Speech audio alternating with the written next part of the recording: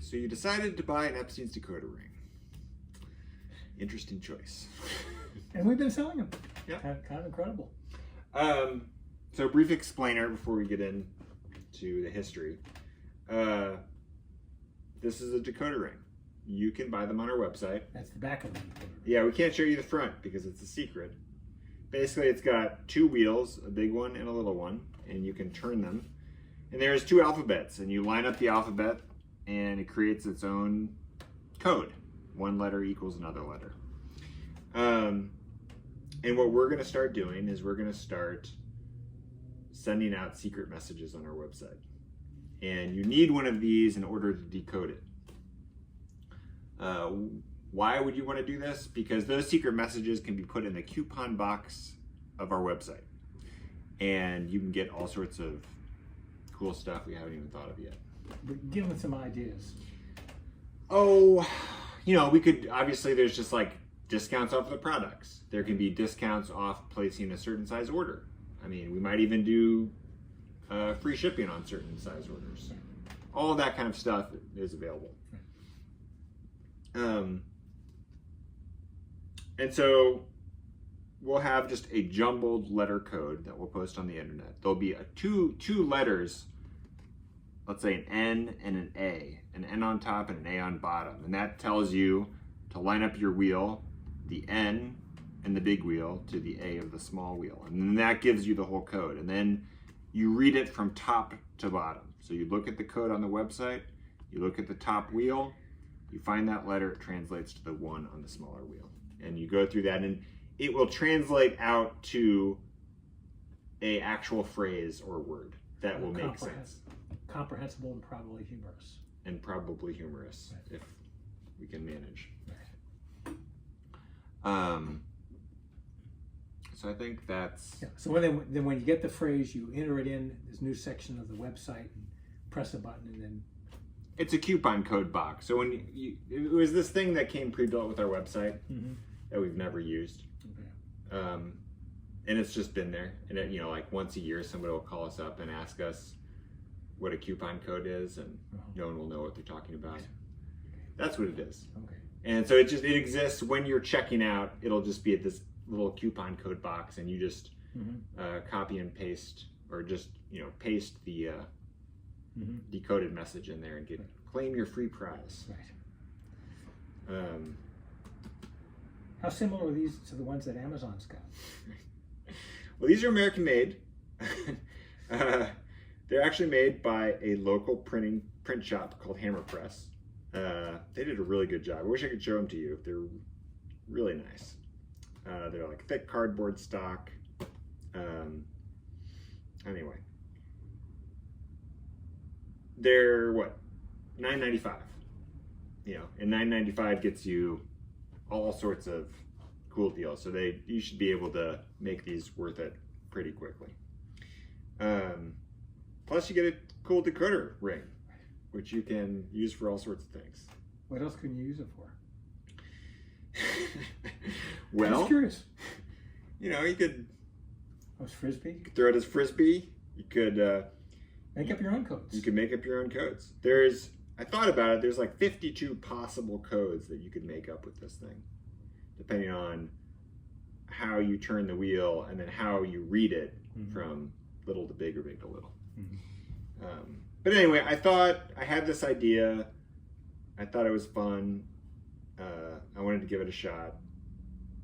And it also is kind of in keeping with the Epstein's history of being weird about pricing and making customers work a little bit in order to understand how much things cost. Right. So do you, as the resident Epstein's historian, would you like to explain how all that got started? Well, it's no one knows for sure, because everyone that knows is no longer alive. But my sense is that originally, my grandfather was buying lots of deals, and on a box full of screwdrivers, say, he would have an each price, and it was backwards. And so if he was selling the screwdrivers for 50 cents, he'd have E05, 50 cents backwards. And that was probably not a very firm price, because if you wanted 10 screwdrivers, maybe, it was all in his head. But and the E stood for each. E right? stood for each, yeah. Right. If you wanted to buy one. And then as time went on, this may have been simultaneous. I'm not sure, but the other code was based on the phrase "ink for sale," and I stood for 1, and N stood for 2, and K for 3, and so on. And then, except for the E, which should have been 0, they changed that for X. They changed that to X, so X equaled 0. And in fact, on the George Decoder rings, it's got the phrase "ink for sale," except with an X instead of an E, and that's why. And those, so if something was $4, for example, that would have been FXX. Or $5 would be OXX. And always before you'd have the each price, E's, 0.5, for example, but then the wholesale price would be coded in the letter. So if it was 50 cents for the screwdriver, maybe the wholesale price would be FX for 40 cents. And that was not backwards.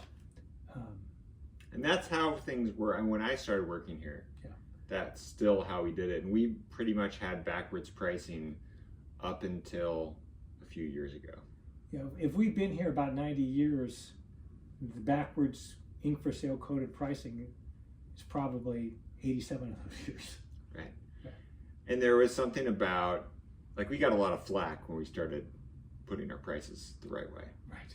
Because there was something about guys bringing other guys to Epstein's and showing them how it worked. Yeah. It's like, oh, hey, you got to read the prices backwards. And there's you don't understand this, but I do. And let me show you how it's done. Right. Yeah, that was just kind of a part of, that was kind of a part of coming here for a long time. Right.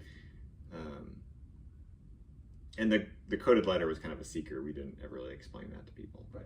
We don't use it anymore. It's a fairly common wholesale thing. I think wholesalers would come up with different phrases. Right. In the old days. In the old days. Right.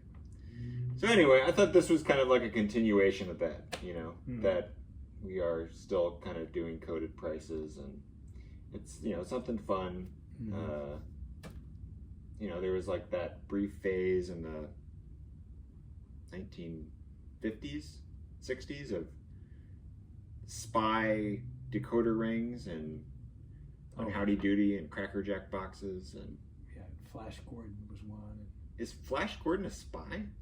No, he was a spaceman, but he was a 1950s spaceman, and I think that there may have been a decoder ring, because everybody used them whenever you could. Right. Yeah. Anyway, we're not going to tell you to drink Ovaltine. Right. We'll come up with something more creative. And you were saying a friend, Matt Kirby, had some insight into.